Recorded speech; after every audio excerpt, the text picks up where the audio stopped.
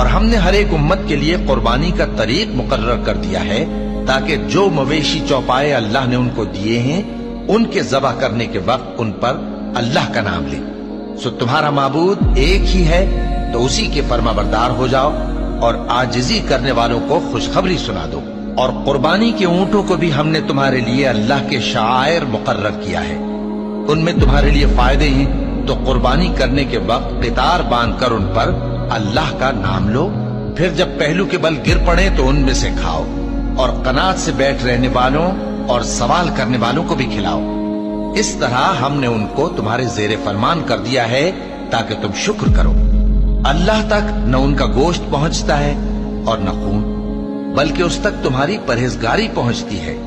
اسی طرح اللہ نے ان کو تمہارے زیر فرمان کر دیا ہے تاکہ اس بات کے بدلے کہ اس نے تم کو ہدایت بخشی ہے اسے بزرگی سے